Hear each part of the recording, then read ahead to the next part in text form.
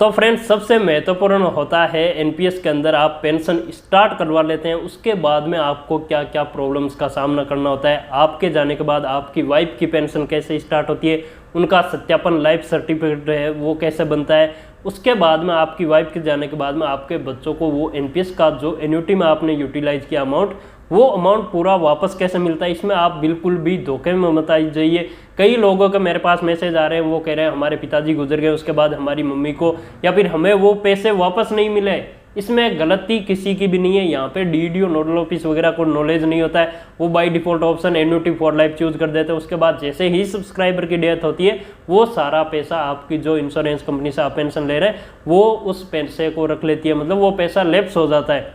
जैसे ही सब्सक्राइबर की डेथ हुई वो पैसा आपका गया, यूं समझो। तो इसलिए एन्युटी प्लान मैं इसके अंदर बताऊंगा वीडियो में आगे विश्लेषण करके, पूरा कैलकुलेट करके कि आपको कौन सा प्लान चूज करना चाहिए, किस एन्युटी सर्विस प्रोवाइडर को चूज करना चाहिए। उसके बाद भी कोई प्रॉब्लम आती है तो आप मुझसे डायरेक्ट कांटेक्ट कर पाते हैं और मैं आपकी बात आगे तक पहुंचा सकता हूं इसके अंदर। क्योंकि सबसे बड़ी प्रॉब्लम है एनपीएस में, किसी भी तरह की कोई भी व्यक्ति हेल्प नहीं कर पाता है, क्योंकि यहाँ पे पूरा सिस्टम गवर्नमेंट का है। अगर आप मुझसे काम कराएंगे तब भी सारा काम गवर्नमेंट ही करेगी, लेकिन एडवाइजर हूँ मैं, तो मुझे हर एक बात पता होती है। और इतने लोगों का मैंने विड्रॉल करवाया, एग्जिट करवाया, इतने पैसे मैंने वापस दिलवाए लोगों को। तो इसके अंदर सबसे महत्वपूर्ण बात होती है एक्सपीरियंस की, जो मुझे हर तरीके से है। तो इसके अंदर आप मुझसे कांटेक्ट कर सकते हैं, जो डिटेल आपको डिस्क्रिप्शन में मिल जाएगी वीडियो के।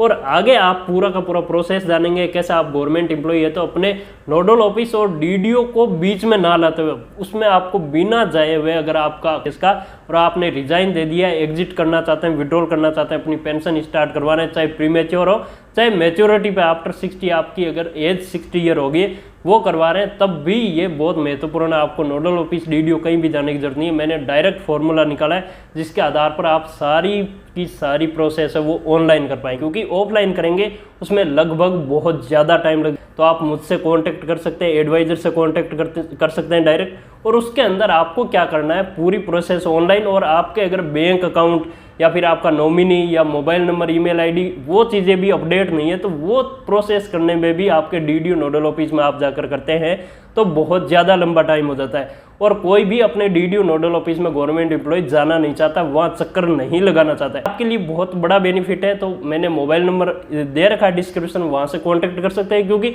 मुझे पता है बहुत सारे लोग होते हैं जिन्होंने अप्लाई कर दिया होता है, उसके बाद एन्युटी प्लान उनका सही सेट नहीं होता, उसमें बहुत कम पेंशन मिल रही, लेकिन एक बार ये प्रोसेस होने के बाद में वो लोग इसे चेंज नहीं कर पाते हैं। ये सबसे बड़ी प्रॉब्लम होती है और उनकी फैमिली को बहुत सारी परेशानियों का सामना करना पड़ता है। जैसे मैं आपको अभी एन्युटी के अंदर बताऊंगा, बहुत बड़ी गड़बड़ होती है। यहाँ पे आप अपनी एन्युटी का पूरा पैसा खो देते हैं सिर्फ 10-20 रुपए के चक्कर में, जबकि 10-20 रुपए कोई मायने नहीं रखते हैं। और दूसरे पीएफएम की बजाय यहाँ पे आपको जो मैं बताऊंगा वो जो एन्युटी सर्विस प्रोवाइडर वो 25% तक पेंशन ज़्यादा देता है। एक बार अगर इसकी आपकी पेंशन सेलेक्ट हो जाती है, उसके बाद उसको कोई भी व्यक्ति चेंज नहीं कर सकता है। और पेंशन का फॉर्मूला ये रहता है, आपका जैसे ही मंथली 30 तारीख हुई उससे नेक्स्ट डे ही आपके अकाउंट में आपकी पेंशन मिल जाती है। तो पूरे प्रोसेस के लिए आप वीडियो को आगे देखिए। पहले एन्युटी प्लान्स को समझ लीजिए कि एन्युटी प्लान किस तरह से आपको चूज करना होता है और कौन सा service provider, annuity service provider वो कितनी पेंशन दे रहा है। आप लाइव देखेंगे इसके अंदर NSDL/CRA की वेबसाइट से,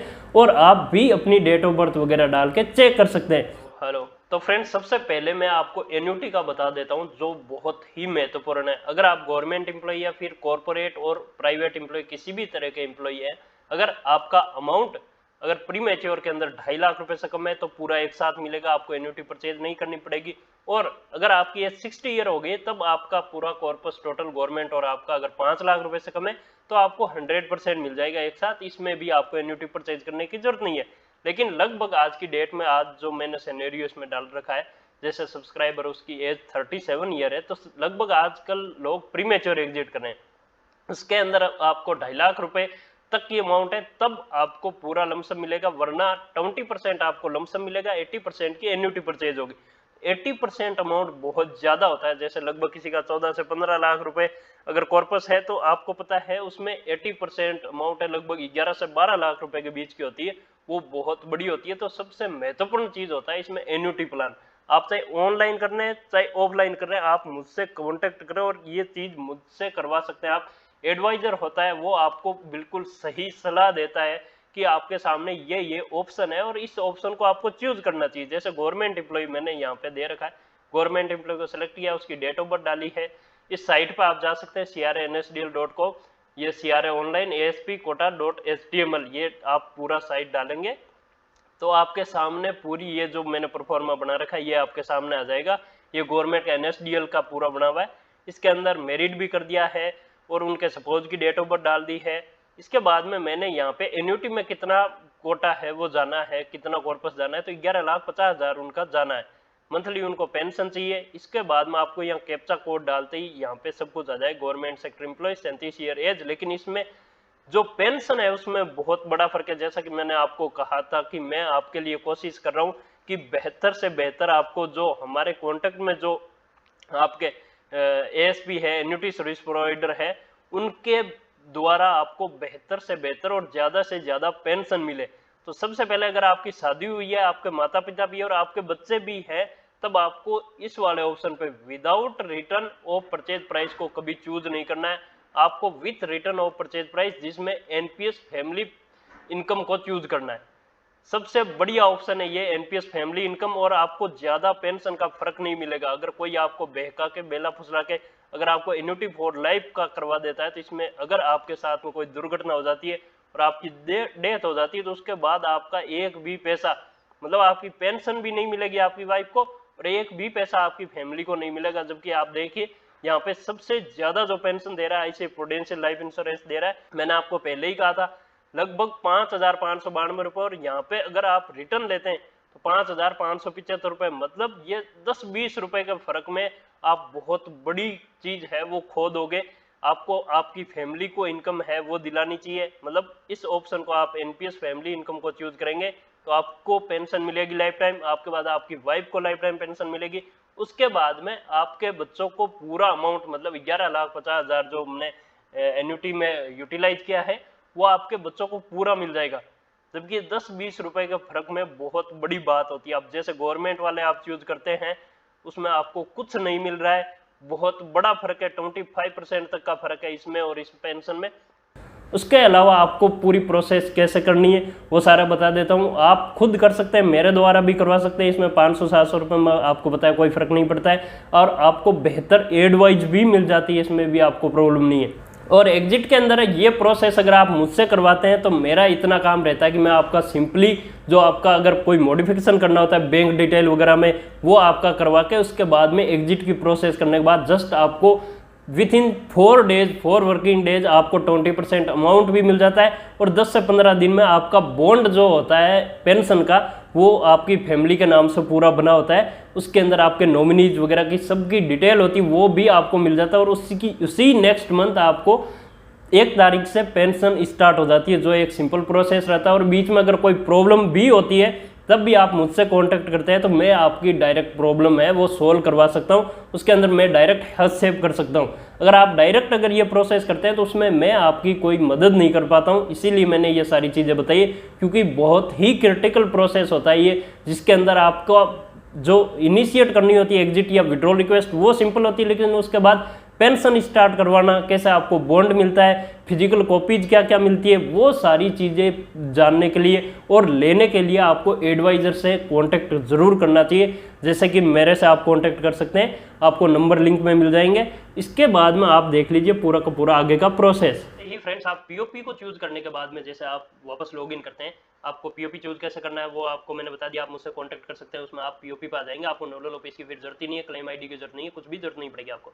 अब फिर आपको यहाँ पे एग्जिट फ्रॉम एनपीएस पे क्लिक करना है और आपको इनिशिएट विड्रॉल रिक्वेस्ट कर देना है। इनिशिएट विड्रॉल रिक्वेस्ट पर क्लिक करते ही आप आ जाएंगे इस पेज के ऊपर, जिसके अंदर आपको लिखा हुआ आएगा ओके करना है। इस पे केवाईसी डॉक्यूमेंट वगैरह कैसे आपको करना है, मतलब ई साइन वगैरह की जरूरत है, तो इसके अंदर आपको ओके पे क्लिक करना है। ओके पे क्लिक करने के बाद में आपके सामने पूरे के पूरे ऑप्शन खुल जाएंगे, जिसके अंदर आपका प्रान नंबर लिखा होगा, आपका टोटल अमाउंट लिखा होगा, आपका एग्जिट 860 ईयर है वो ड्यू टू करना है। एग्जिट 8 मतलब आपकी एज अगर 60 ईयर होगी तब तो आप एग्जिट 8 वाले पे क्लिक करेंगे, 60 ईयर वाले पे, वरना प्री मैच्योर विड्रॉल पे आप क्लिक करेंगे। उसके बाद आप यहाँ पे आप लमसम एंड एएसपी विड्रॉल पे क्लिक करेंगे। इसमें आपका अमाउंट आ जाएगा जो valuation on date of retirement या इनिशिएटिंग एट 60 ईयर। इसमें आपको जैसे ही आप क्लिक करते हैं प्रीमेच्योर एग्जिट के ऊपर, तो यहाँ पे आपका 20% आएगा और यहाँ पे आपका आएगा 80%। इससे ज़्यादा आप 100% भी एन्युटी के अंदर इन्वेस्ट कर सकते हैं। उसके बाद में आपको सबमिट पे क्लिक करना है। जैसे ही आप सबमिट पे क्लिक करेंगे आपके सामने पेज ओपन हो जाएगा ये ब्रांच का, और आपका अकाउंट नंबर वगैरह आ जाएंगे, जिसके अंदर आपको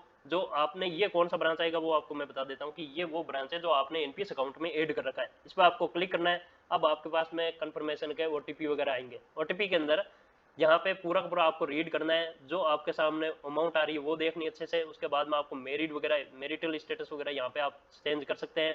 उसके बाद में सपोज जिंदा है, सपोज का जेंडर, नाम वगैरह सपोज का, और आपको पेंशन चाहिए, पेंशन फ्रिक्वेंसी चाहिए आपको मंथली, आपके बच्चे वगैरह जो है वो मदर की डिटेल है, ये सारी डिटेल आप डाल सकते हैं। सपोज पेन नंबर भी डाल सकते हैं।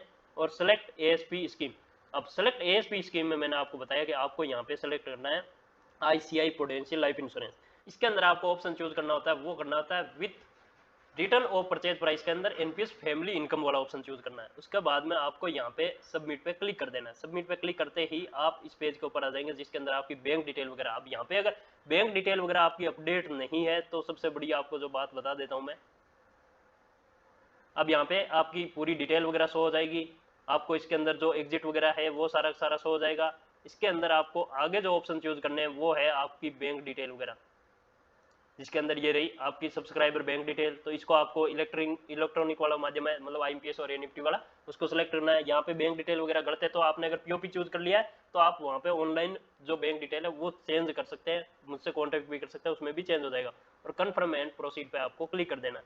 इस पर क्लिक करते ही आपको पूरा का पूरा फॉर्म है वो आपको पूरा शो हो जाएगा, जिसके अंदर सारी डिटेल वगैरह आपने क्या फिल किया है क्या नहीं फिल किया है, ये सारा शो होने के बाद में आपको अगर इसमें कोई भी प्रॉब्लम है, गड़बड़ है, तो आप यहाँ पे एडिट पे कर सकते हैं, वरना आप मेरे से कांटेक्ट करके पूरी रिक्वेस्ट जो इनिशिएट करवानी है आप करवा सकते हैं। इसमें कोई आपको गड़बड़ वगैरह नहीं आएगी। हमारा रात दिन का यही काम है। बाकी आप अपना जो ई मित्र वगैरह वहां जाके भी ये प्रोसेस कर सकते हैं। और प्रीमेच्योर एग्जिट में आपको पता है कि ऑफलाइन भी कर सकते हैं, लेकिन ऑफलाइन वाला बहुत लंबा होता है प्रोसेस, इसीलिए मैंने आपको ये तरीका है वो बताया। इसमें आपको टीयर 2 वगैरह है उसको आपको छोड़ देना है, उसको उधर नहीं है आपको। अगर ओपन है टीयर 2 तो टीयर 2 का पहले ही विड्रॉल कर लो, उसके बाद में आपको एनपीएस टीयर 1 का विड्रॉल करना चाहिए। टीयर 2 का उससे 10-15 दिन पहले ही विड्रॉल कर लो। इस पर आपको कंफर्म पे आई डिक्लेरेशन पे क्लिक करना है, दोनों पे टिक करना है और यहाँ पे कंफर्म पे क्लिक कर देना है। इसके बाद में यहाँ पे जैसे जैसे नो पे टिक है, नो पे टिक रहने देना आपको। और जो आपके सामने ऑप्शन आते हैं कि आप क्या क्या डॉक्यूमेंट भेज रहे हैं, तो इसके लिए आपको क्या करना है, आपका जो फॉर्म डाउनलोड होगा अभी जो आप भर रहे हैं वो, और उसके अलावा आप यहाँ पे कैंसिल चेक आपको देना है। और ओरिजिनल पैन कार्ड वगैरह ये जो शो हो रहा है इसमें आपको कुछ भी नहीं करना है। इसमें मतलब आप अगर ऑल सिटीजन मॉडल में, मतलब आपने अगर पीओपी वगैरह चूज कर लिया तब आपको कुछ भी करने की जरूरत नहीं होती है। इसमें सिंपल प्रोसेस होता है, ये सारा का सारा डाउनलोड करना है।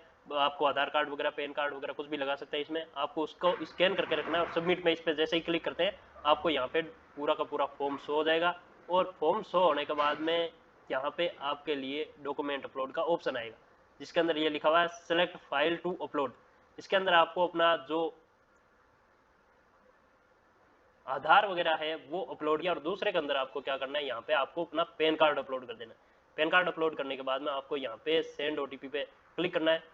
आपके पास जो ओटीपी आया हुआ है, जो आपका एनपीएस के अंदर मोबाइल नंबर रजिस्टर्ड है उसके ऊपर, वो ओटीपी इसके अंदर आपको डालना है। इसके बाद में आपको यहाँ पे पूरा का पूरा व्यू पे क्लिक करके प्रोसीड टू ई साइन पे क्लिक करना है।